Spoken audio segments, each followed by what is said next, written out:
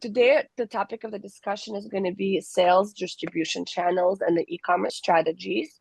And we've noticed, by working with my personal clients as well, that it's a very hot topic for most to really understand what are the right strategies. How do we build the distribution channels?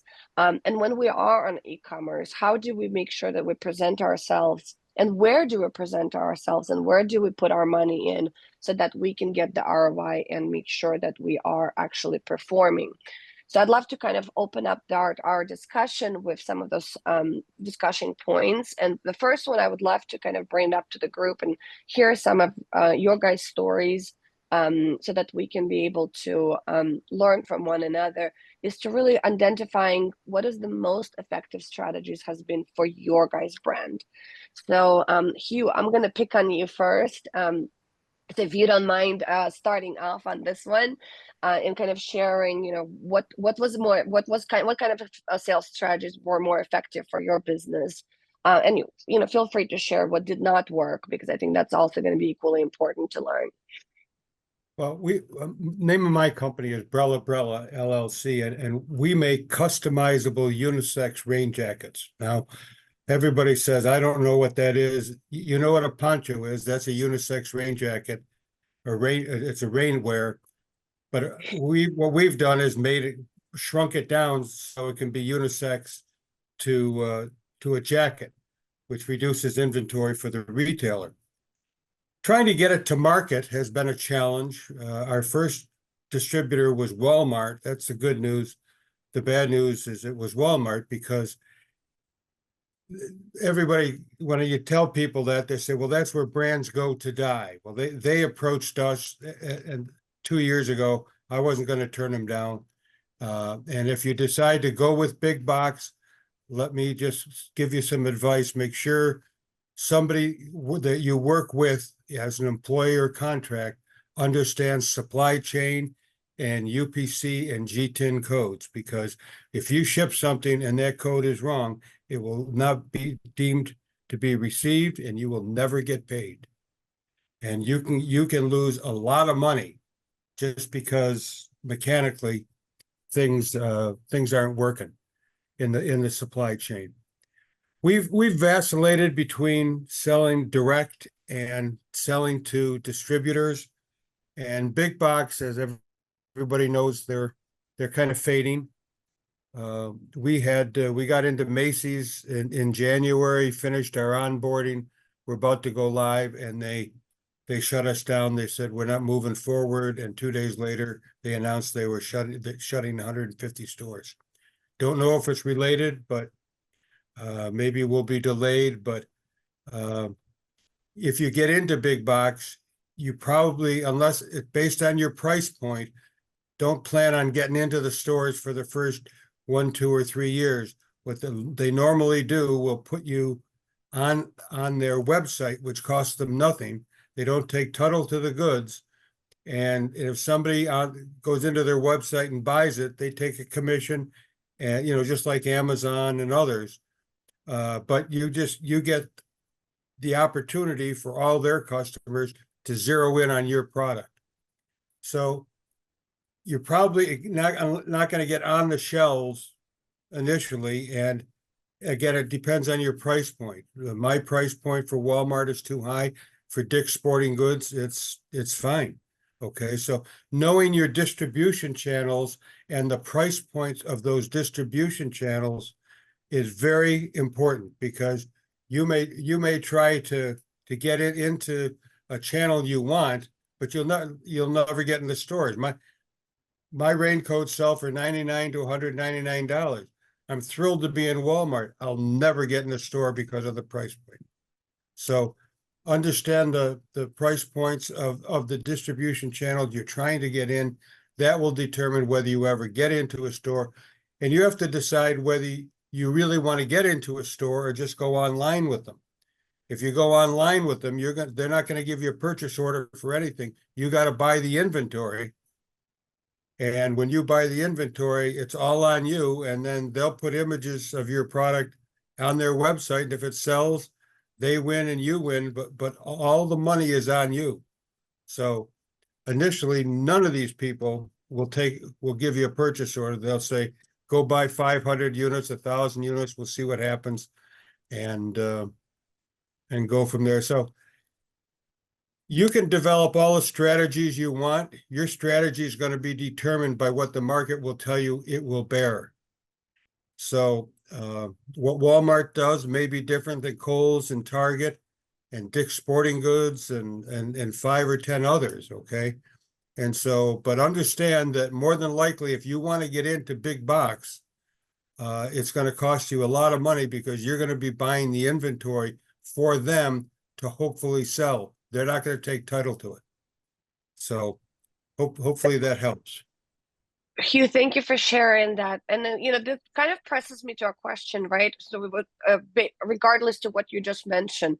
Well, but yes, the market does demand, and kind of helps to pivot to exactly where you're going to land. But however, would you agree that it actually also really diligently puts it back on the brand itself to understand exactly where they should be positioning so that they can build their strategy effectively instead of going to a common route like everybody else would do, right?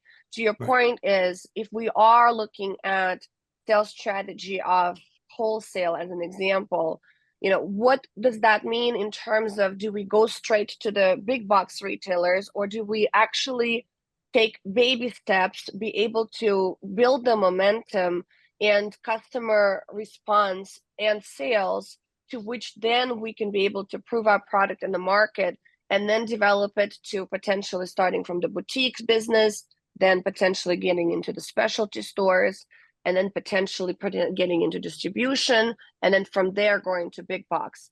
I mean, typically what we often see with our clients as well is that they try to shoot for the star from day one, and it is a really gradual approach in the real world. And so if you are methodically trying to build your strategy of how you're going to get from year 1 to year 5 as an example, and where are you going to pitch your product or place your product and have it gradually growth, I think then in that case you're not longer so much relying on just the market and hoping that one will pick it up or the other one won't, and kind of battling that challenge, but you are methodically are going with the data to those bigger and bigger stores. And so when you do get to those big boxes with the sales data that is already multiple years worth of proof that it's product that is in demand, it's the product that is absolutely needed in the market, that it's a product that is bought by the demographic and the customer of that particular big box store, with the right price point, with the right shipping in terms of it gets to the customer on time, you get great feedback. With all that data together, when you bring that to the big box stores, you have a lesser of a chance to fail and get their ear to listen and to test your product, versus you just coming up from the street, let's say, for the lack of the better word, to them and say, hey, I have this great product, buy me, right? So obviously they will be very suspicious. What are your guys' thoughts on that in general? I'll just give you a recap. I agree with you if you can do that, okay? Again, Walmart came to us out of the blue, so I wasn't going to say no, okay? You're absolutely right. If you want the bigger the retailer, you better have some sales that shows that there's a demand for your product. Otherwise, you will stand no chance in getting in front of them. Walmart took a chance with us. Okay, I get it. Okay. But they also didn't put any skin in the game. They didn't buy anything. Eventually they did. But so you're absolutely right. And the more sales is the best wallpaper in the world. It covers so many sins. It doesn't matter what you're doing. If you can prove that whatever there's a demand for whatever product or service you are selling, then others will listen. If there's not a lot of sales, it's pretty tough. And I'll hand it over to you. 100%, Hugh. Jean, Samuel, Victoria, do you guys have anything else to add on that kind of on that topic, as we are unveiling it more and more? Basically, we walked away from the existing market because we see that there's such a turnover in that industry. And when you start dealing with your specialty stores, the majority of them don't have credit lines to even for you to produce their products for them, and you're producing products again when you're not having any credit to be able to produce it against. And then your big stores right now, you just had Macy's close down 150 stores. I mean, you go down the list of how many of them are closing down retail stores. And then it's because number one of the logistics problems. I don't know if y'all are aware, but the container prices just went to $20,000 a container now again. So you got container problems. You got the Houthis shooting up all of our container ships coming through the Suez Canal. The Panama Canal doesn't have any water, and so you've got some issues with logistics. So and reshoring is very difficult. I mean, I'm trying to reshore now, and we just don't have the skilled people here to even use the technology that we've developed for on demand, which is the next generation of where we're headed to in the consumer market is on demand customization. And we're having trouble just training the people and get them ready for the technology that they're using. So it's a huge issue right now as far as the difference of where we're at now and where we're headed to. And you saw Walmart and Target just reduced all their prices on soft goods and hard goods. That should tell you that soft goods and hard goods aren't retailing right now. The only thing that's really retailing is food. And food is eating up everybody's spendable income right now. 100%. So you got to really look at where the total market's at right now and not go chase the ball, but go to where the ball's headed to. And where we're headed to is on-demand customization. And I can't tell you how many companies have called me in the last week with inventories they're trying to dump because they're not moving. 100%. There's no place, 100%. no place to dump it right now, as you already know. All the big guys that we used to dump to are out of business. 100%. You really drove it home. Jean, what about you? Yeah, no, I just wanted to say that I think you need to test, your opportunities, different markets. And I have learned that, you need to look at the conversions while you test them and see what works and what sticks and what doesn't. And, I'm just finding I'm in a very niche market with post-surgical undergarments. So, I'm talking about the big box. My price point is too high for some of those types of categories, although, many have expressed interest. I just can't get my price down to, make it affordable to get into some of those stores. A lot of them have white labeled some particular brands, and their costs are dollars compared to double digit dollars to manufacture them, but the quality is not the same. And so if you want to keep your quality at a certain point, you have to decide what distribution channels you want to go after and then stick with it, and try different distribution channels. And what doesn't work after 6 months or 12 months, then drop them and try something new. Whether it be subscription boxes or what have you. But I've tried a lot of different channels and different ways of packaging and marketing. And, I've slimmed down, even though I've, tried many different affiliate partners and so forth. But you learn over time. And, I think it all makes a difference depending on the market segment and the product category. 100%. I cannot agree with you more. And Victoria, do you have anything else to add? I think we're kind of in a different field in the sense of we are kind of like an e-commerce platform for some of these items, but I think I do agree with the fact that the market is shifting into a more custom feel for customers, and I think that's where our bread and butter is being able to give a more customizable solution or more personalized solution to people when they're looking for clothing items. So I think this has just been helpful in just like thinking more in that sense, and making it easier for people to find the things that they want to buy. 100%, 100%. That brings me to our next point that I wanted to discuss and it leads naturally into the topic, is that the critical aspect, I think, where we need to think as well is, and we all heard it right now, right? That it's moving towards the customization, it's moving towards the on-demand. The retailers themselves are currently struggling. So if that is the case, then establishing a valuable partnership with some of those key retailers and online platforms is, I think, where it could be the opportunity for us to excel and bring that opportunity of customization, on-demand production, and going straight directly to the consumer with the help of the platforms that those retailers have built.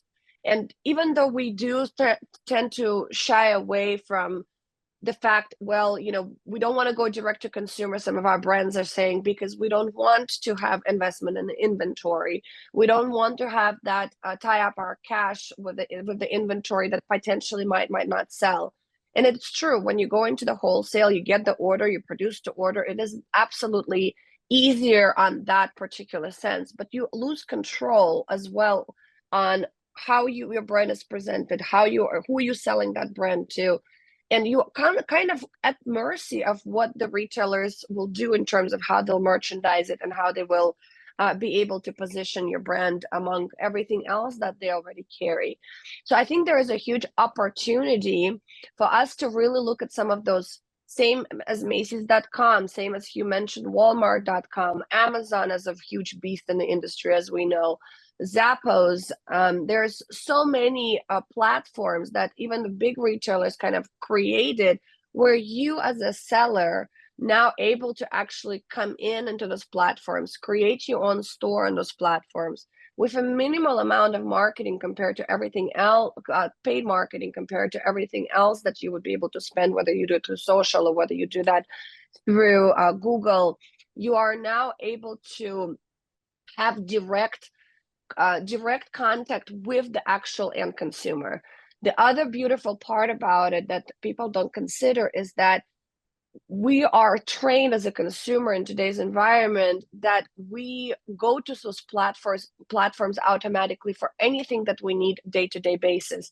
So when the consumer goes to those platforms, they are going there with intent to buy. They don't go to Instagram with intent to buy. They don't go on Google most of the times to intend to buy, because they mostly just using Google for the research. Once they find the product, where are they going to go next to actually buy it? Because of how spoiled as a consumer we are, right? With the next day delivery, same day deliveries, prime returns. So those platforms are built and have a great opportunity that we shouldn't be afraid of them, but we actually should seek for some of those as an opportunity for us to then bring processes like print on demand, manufacturing on demand, and kind of what Victoria is trying to do right now with their platform is creating that personalized experience to potentially where they could be able to choose their type of product. And I'm assuming we'll be partnering up with the brands who can also deliver a product on demand. So what are your guys' thoughts on that topic as we're kind of going into the more on the D2C side? Well, that's what we focus in on, is on demand. And we've also looked at customization, and AI is probably the foundation of our business right now. Predictive analytics, we know what the customer wants before the customer even know they want it. And we use machine learning to be able to find that out. Once they've gotten an interaction with any of our products, then we can use machine learning to do predictive analytics on their next buy. And once we get them into our funnel, then we've got it locked in, because we know more about what they want than they know themselves. And that's the key to going forward. As far as the retailers out there right now, there's a huge gap going on now between the retail industry and the technology industry. The technology industry is writing out all this code for the retailers, and they don't have any idea of how to utilize this technology. So that huge gap is there now. And then you also have the changes that are going on in demographics throughout the world from logistics.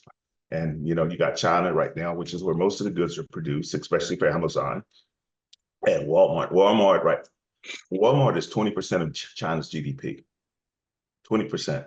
So, there's problem. My vendors in China right now have moved all their factories into Cambodia and Vietnam. And all we're doing now in China is prototyping, because we feel there's going to be some tension with Taiwan coming up. And then that's going to cut off your distribution, not to mention what's going on in the Suez Canal right now within the Mediterranean. You got Houthis shooting up all the container ships as they come through. They just shut down Tesla and Volvo in Europe because they can't get any parts. So you've got the Panama Canal. We had 200 ships that were backed up at the Panama Canal that couldn't get through because they didn't have any water. And it was kind of crazy to me to hear that, because I thought you got water on both sides in the oceans, but they use fresh water from the lake. So you've got a logistics problem that's starting. You've got a country that's printed $35 trillion worth of monopoly money, and they're flooding the market with it. So you're going to have some hyperinflation. You already see inflation, but you got hyperinflation coming next. So where are your products going to come from? You're going to have to make them here in the US. And it's hard to do it. And that's why I started the conversation with I'm going through it now. It's very difficult to make products here, not to mention the cost of them. Making the products here are 3 times what it would cost you in China. So that's the other part of it. So how do you really balance all that out right now? And that's going to be the issue. So in the customer base that you're looking at, the majority of them don't have disposable income to spend. So now you're looking at a smaller percentage of people that really have the money to spend. So you've got to really look at the market right now and look at where the ball's going to. And I hear a lot of chasing the ball, and I deal with a lot of companies that they're still trying to chase a ball that ain't going anywhere. I mean, you got Macy's and Saks and Nordstrom shutting stores down everywhere you look, especially boutiques. Their rents are out skyrocketing where they can't afford their rents anymore. So you got to look and say, okay, what's going on? And hold them. There's opportunity right now because there's so much chaos in our industry that it's opening the door for the new technologies to come in. As far as AI is the foundation of our new industry, and utilizing it in the production, in the factories, in our consumer response from the consumers, in the transactional bots that we use to do transactions within our e-commerce systems. I mean, you've got AI from front to back now that's running our complete systems. So if you're not focusing on AI right now, you're not going to be able to function in the new industry that we're moving to. And I'm not trying to scare anyone, because some people say I scare them, but the reality is this is the future. And either you evolve or you're going to perish. It's like being a blacksmith, and most of our industry are blacksmiths right now. If I may, Sam brings up a very good point, that you really have to understand your landed costs. And that is what it's going to cost you, what it's going to get it to ship, what your import duties are, and taxes. And those can change every day. And when you order them, they may be a lot different from when they're shipped. And whoever you're buying them for is not going to pay that extra money. So sourcing from South America or Mexico or something like that, where it's a little easier from a supply chain to get product to the United States, can be a lot different than what's going on with Asia. China, a lot of factories are just shutting down in China because if there's a change of administration, you're going to see hardly any business coming out of there. Now, I hate to say that, and a lot of Chinese companies are building factories in Vietnam, Cambodia, and other places just so they can stay in business, because the Chinese business is just, their economy is not in great shape. And it's going to be in worse shape getting product, whether this administration or a new administration takes over, you're still going to have a problem with it. And so, but most people don't understand what the total costs are for landed costs, and they can be very, very expensive, because the U.S. government has the right to change the trade agreements on a daily basis with the countries based upon the Schedule B numbers.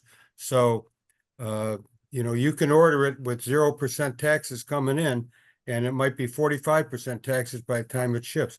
But The other thing is, if you're shipping to places like Canada and Mexico from China or whatever, wherever you're sourcing it, they have a lot of protective duties, especially Mexico. 2 years ago at a trade show, a guy from Mexico told me, if you got like footwear and outerwear, have a 500% duty on them if it comes from China to Mexico. So. And at one point it went to 1,500%. Did it really? Wow. At one point, the duty but you got to also look at the container costs right now. The container costs in the last 2 weeks have gone from $3,500 a container to $20,000 a container. So that's another cost that you have to add into your landed duty price when you you start looking at your LDP. Right. So And that's there's just a lot of issues that are going on within our total industry right now that if you're not paying attention to it, you don't want to make inventory right now. Inventory is a kiss of death. There's no place. I used to be able to go and dump stuff at Burlington, and there was 30 different companies that I could call and they would take anything that we had.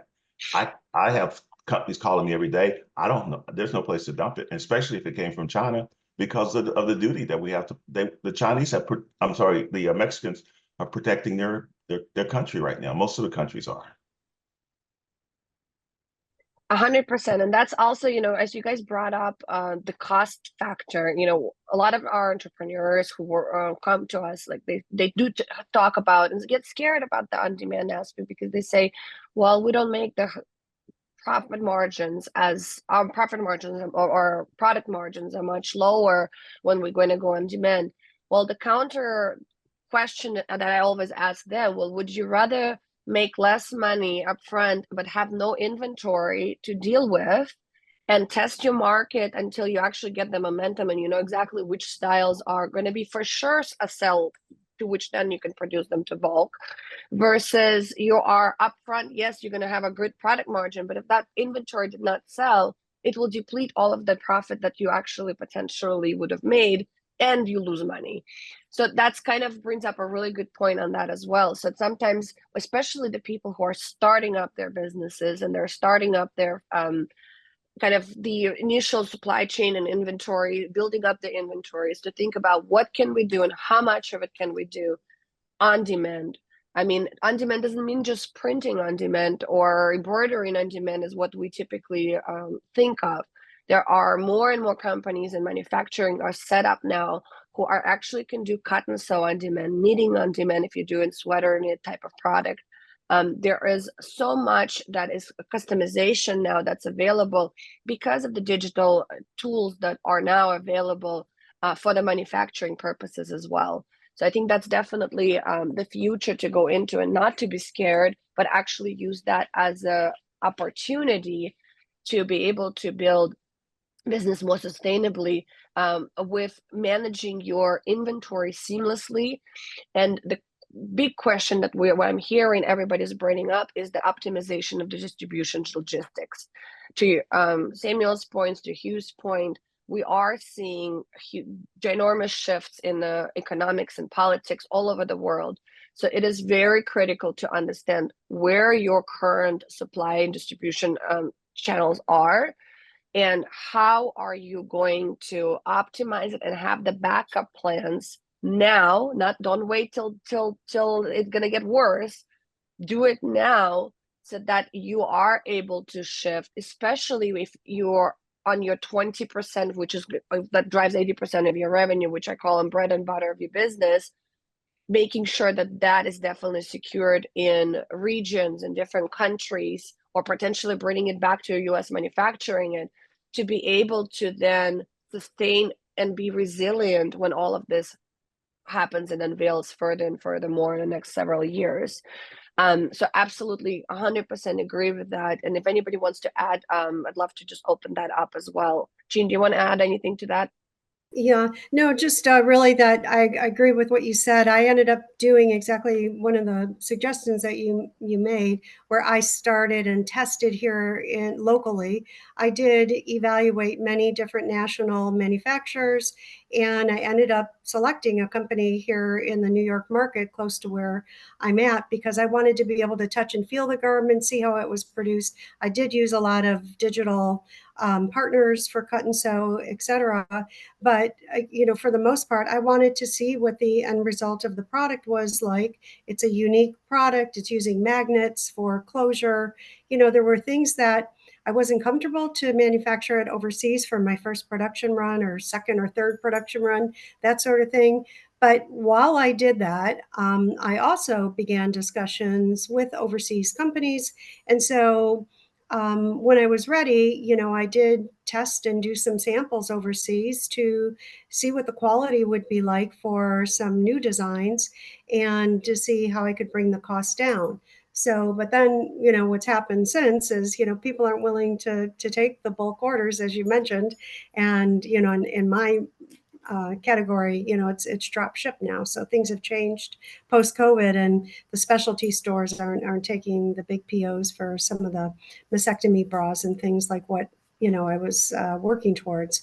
So yeah, I think you just have to get a feel for what your product category can offer, and look at the partners and try to determine what's the best way to produce the product, and in my case, the garments.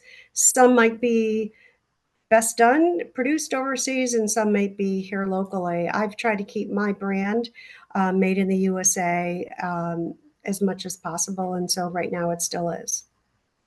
Gene, Would you agree that, Gene, would you agree that if based upon the frequency of use of the product, for example, I sell rain jackets. How many rain jackets in your lifetime do you buy? It's not an annuity purchase, right?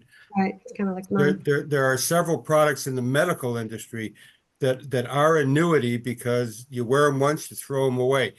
And that's a good example of quality has to be there, but price is more important because it's disposable, right? And but something other products that you may sell, it might not. But that's understanding your market and your pricing and what you want to go to market for, and will it cover all your costs? but Jean And just made an important point on what she was talking about, scalability.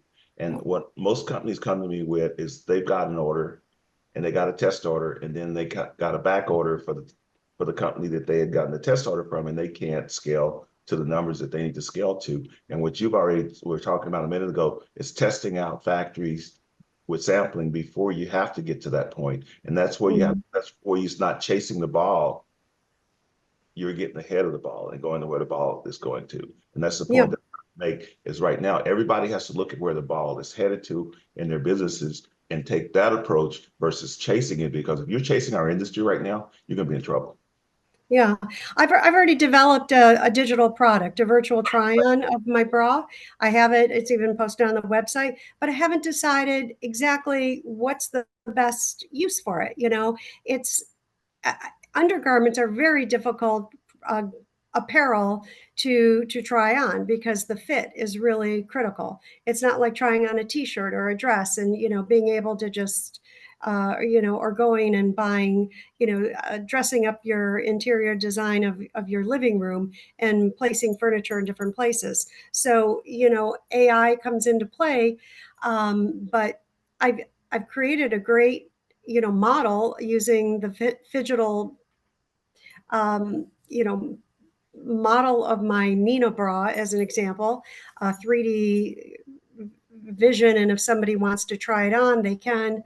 But it's really, how is someone really going to use this product, and then what is the best way to market that? I haven't figured out the best way to market it right now. I have it marketed on my traditional e-commerce site, but should I be marketing it separately on a separate e-commerce site? What is the best go-to market strategy for that? And I'm still navigating all of the AI, opportunities there. And it's not one size fits all for this category. So, I'm definitely involved a lot in learning about AI tools and what are the best market opportunities for apparel and intimate apparel. But, I haven't figured all of that out yet. So, while I have a demo and a product, they're still going to get the real product.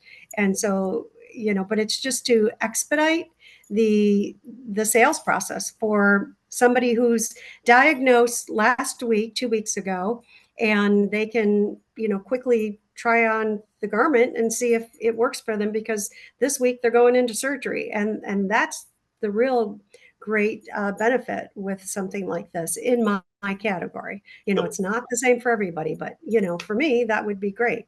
The product that we just produced for in the launch with NASA, we are Mhm. launching that product with 180 hospitals. Mm, Great. Okay. Sam, I want to talk to you about, I started to use one of my first developed prototypes was using an infrared fabric. So I'd love to talk to you about that offline because it's a really great product, and I'm using it inside of a different bra. So, but they produce a variety of different types of garments, and it might be a benefit to you. And No. Jean, sorry, Samuel. And Jean, as you mentioned, just a thought came into my mind.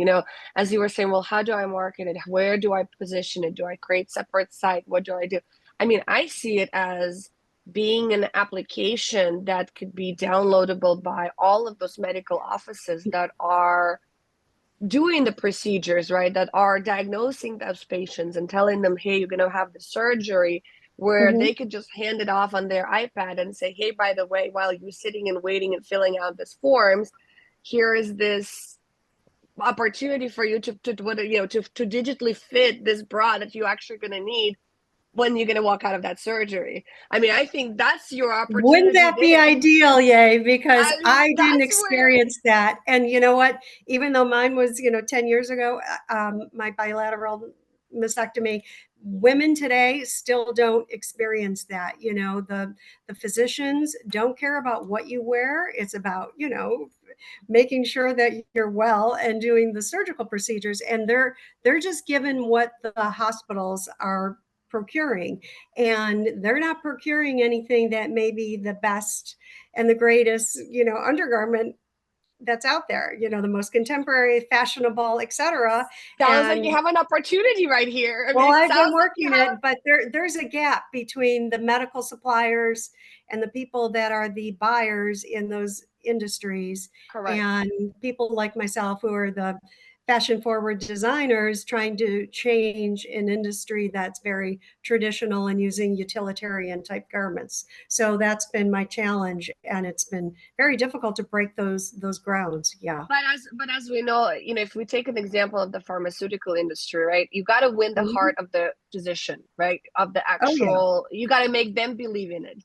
And so if you're giving them the tool that they're truly going to believe in, and that will help to their patients, they will be your best advocates for this technology and for your product as well. So I mean, again, that's just brainstorming right off the bat, but I'm like, that's the first thing that came into my mind. I'm like, this is what you got to do.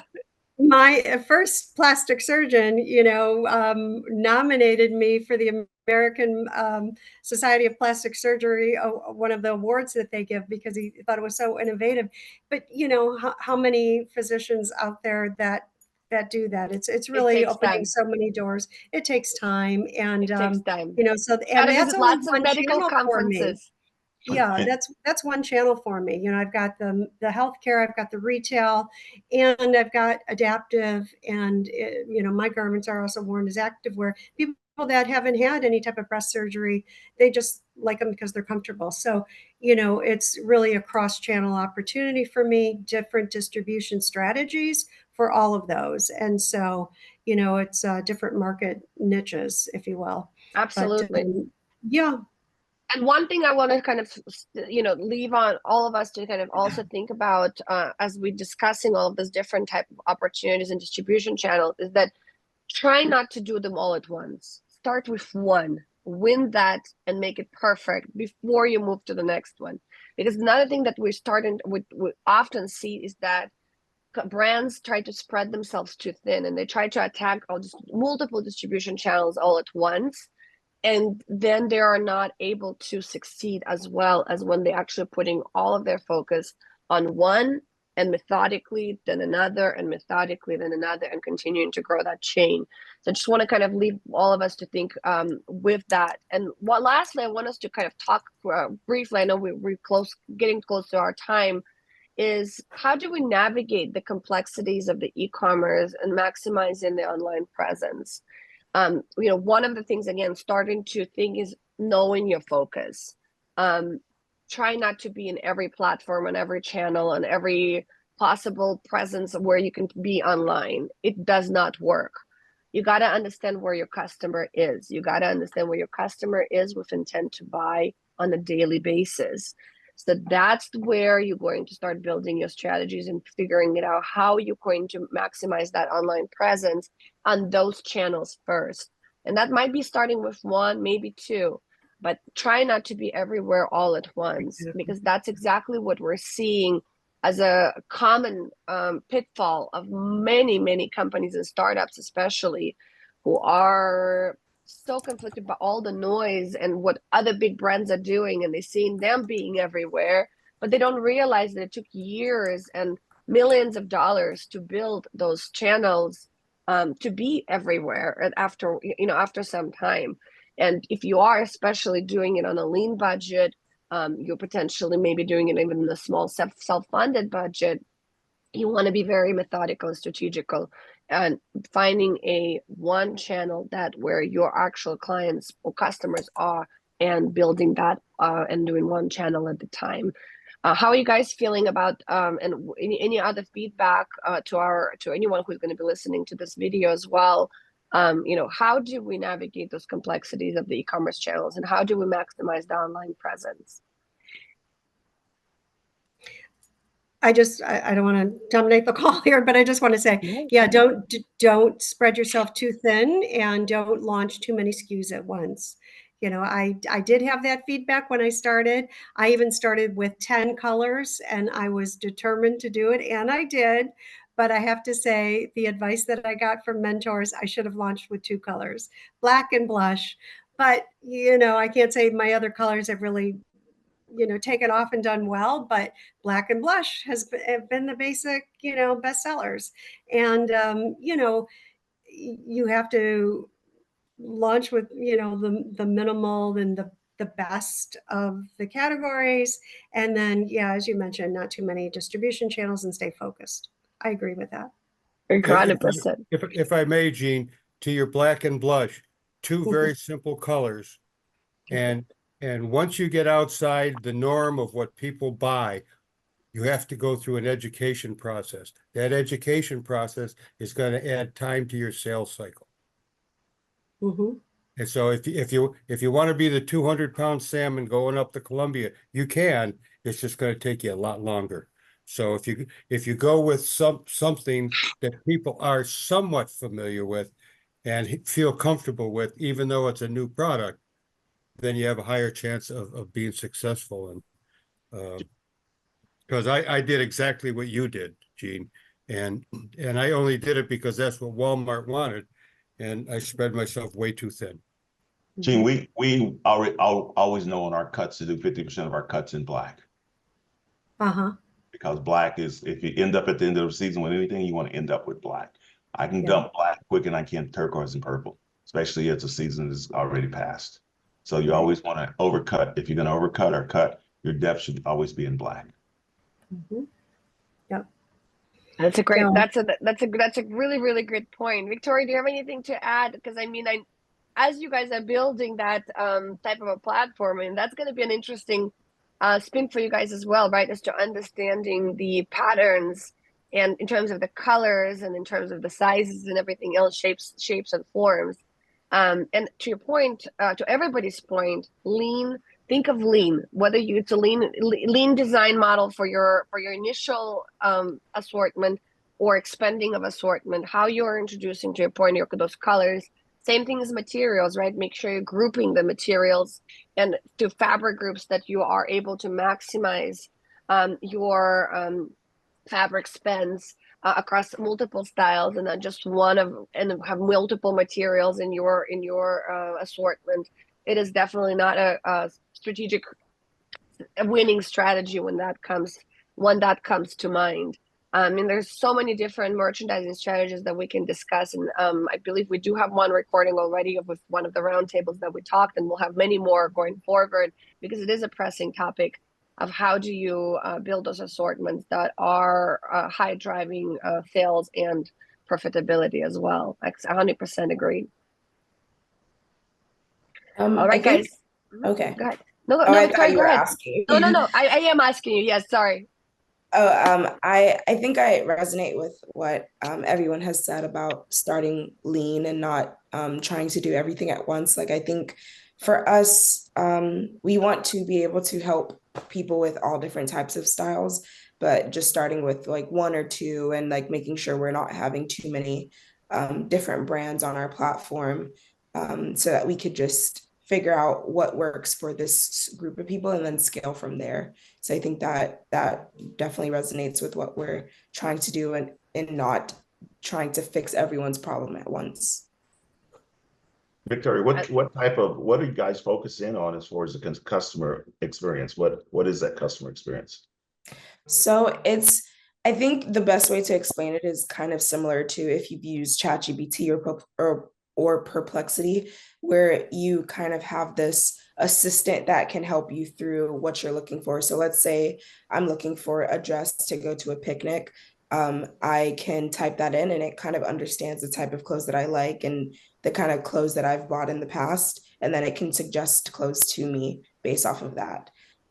So we're not holding any inventory. We're not making any clothes. We're just connecting users to where they can find clothes that they would like. Yeah, and this will be a software as a service then. Yes. Right. Yeah, there's a company that I partnered with out of Russia. It's Mhm. called upyourstyle.ru. And you might want to take a look at them. They have created something similar, but it's not anywhere near what you're talking about. But they have created a product which can go into the internet and find the products that they have an app that you can scan with your body, and it'll use AI to analyze anything you have on and go into the internet and find all the accessories to go with that. And as you click on the things you like, it learns your behavior, and then it reassorts the assortment based on trend forecasting and what you like. Right. Can you share the name of it again, please? Upyourstyle.ru. Sorry, it's frozen. We'll put it in the chat. Okay, Up thanks. your style, like up your style. Up your style. It's like having a digital stylist in your pocket. I love that. Right. That's Yeah. definitely a great way to go. I mean, and image therapy is what they call it now, right? It's so critical. That I think it's going to be definitely a good future and a hit. I'm really excited to see your platform to come alive. Well, meanwhile, I would love to wrap this up because I want to make sure I'm respectful to everybody's time. Once again, thank you everybody who have joined us live and as well as on the recording on the call. We're really excited to have you guys building the community. We continuously doing so. If you are interested to join our next roundtable, it is every first Tuesday of the month. We do post the topics on our LinkedIn page at TA Designs LinkedIn page, so you are able to see it. We will put the links in the comments below so that you'll be able to access it, and as well as our RSVP for the next roundtable. And I love to always reserve the last few minutes to let everybody know that if you guys are having challenges and you want to have a one-on-one discovery, kind of a more brainstorming session with me, let me know. There'll definitely be a link that I can share, and happily to sit down with you guys and talk about some of your challenges.